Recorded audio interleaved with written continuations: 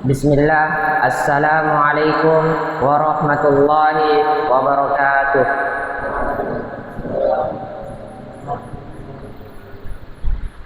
Alhamdulillah, wassalatu wassalamu ala rasulillah, amma ba'd. Segala puji bagi Allah, Rabb semesta alam. Salawat serta salam kepada Nabi Muhammad sallallahu alaihi wasallam. Insyaallah pada kesempatan kali ini marilah kita merenungkan satu sifat mulia yang sangat ditekankan dan dianjurkan oleh agama Islam, yaitu memaafkan. Sifat ini bukan hanya memperindah akhlak kita, tetapi juga mendekatkan kita kepada ridha Allah Subhanahu wa taala. Memaafkan juga adalah obat hati, penenang jiwa dan penuntun menuju kemuliaan. Ikhwani fillah rahimani wa rahimakumullah. Mari kita simak beberapa poin yang akan kami sampaikan.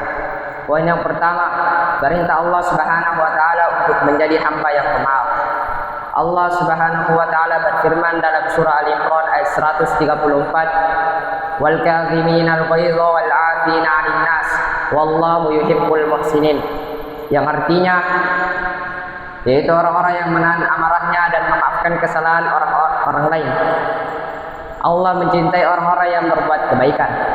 Ayat ini menyebut 3 level akhlak. Yang pertama, menahan amarah. Yang kedua, memaafkan kesalahan. Yang ketiga, berbuat ihsan, yaitu membalas keburukan dengan kebaikan. Allah tidak hanya memerintahkan kita untuk menahan emosi, tapi juga memaafkan dan bahkan berbuat baik kepada orang yang menyakiti kita. Allah Subhanahu wa taala menegaskan lagi dalam surah An-Nur ayat 22, "Wal ya'fu wal yasfahu ala tuhibbuna ay yaghfirallahu lakum." Hendaklah mereka memaafkan dan berlapang dada. Apakah kalian tidak ingin Allah mengampuni kalian? Ayat ini seakan-akan bertanya langsung kepada hati kita. Jika kamu mau Allah mengampuni dosa-dosamu, maka maafkanlah orang lain. Poin yang kedua, hadis Rasulullah sallallahu alaihi wasallam tentang keutamaan memaafkan. Rasulullah sallallahu alaihi wasallam bersabda dalam hadis riwayat Muslim, Allah tidak menambah bagi seorang hamba yang memberi maaf kecuali kemuliaan. Artinya semakin sering kita memaafkan, semakin Allah angkat derajat kita. Kemuliaan bukan datang dari balas dendam, tetapi dari kelapangan hati. Dalam hadis lain Nabi sallallahu alaihi wasallam bersabda, siapa yang ingin dilapangkan rezekinya dan dipanjangkan umurnya, maka hendaklah ia menyambung tali silaturahmi. Hadis riwayat Bukhari dan Muslim. Salah satu syarat silaturahmi adalah memaafkan, sebab mustahil hubungan baik bisa terjalin tanpa memberi maaf atas kekeliruan. Ikhwani fillah rahimani wa rahimakumullah. Poin yang ketiga, keteladanan Nabi dalam memaafkan. Nabi Muhammad SAW adalah manusia dengan akhlak paling mulia. Bahkan ketika beliau dihina dan disakiti secara fisik sekalipun, beliau tetap memaafkan.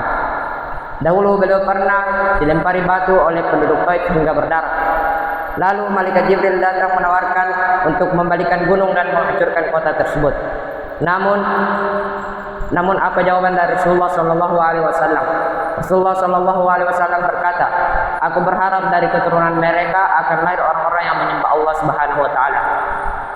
Beliau bahkan bukan hanya memaafkan, tetapi juga mendoakan orang-orang tersebut. Poin yang keempat, mengapa memaafkan itu penting? Yang pertama, kita pun butuh ampunan Allah. Tidak ada satupun manusia yang bebas dari dosa. Jika kita ingin Allah mengampuni kita, maka kita harus mengampuni orang lain terlebih dahulu. Yang kedua, maafkan menenangkan hati. Dendam itu melelahkan, menyimpan kebencian itu membebani hati. Dengan memaafkan, hati menjadi lebih ringan, pikiran lebih jernih dan hidup terasa lebih damai. Yang ketiga, memaafkan memperbaiki hubungan rumah tangga, persahabatan dan keluarga. Semuanya bisa bertahan karena adanya kata maaf. Tanpa maaf, hubungan mudah hancur oleh kesalahan kecil sekalipun. Yang keempat, memaafkan mendatangkan pahala besar dari Allah Subhanahu wa taala. Semua orang bisa marah, tapi tidak semua orang bisa memaafkan.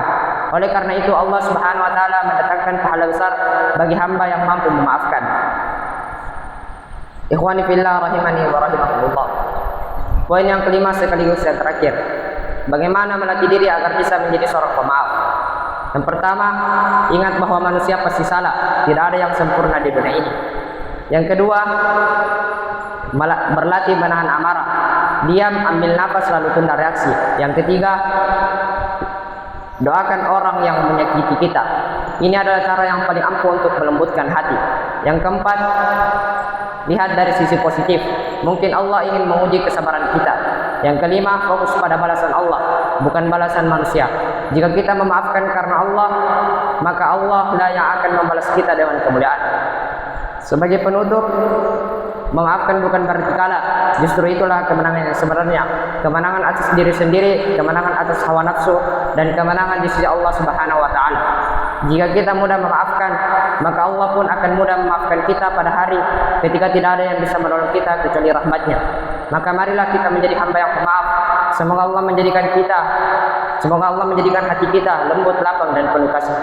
Syukran ala husni ihtimamikum wa istimaikum. Wa sallallahu ala nabiyina Muhammad.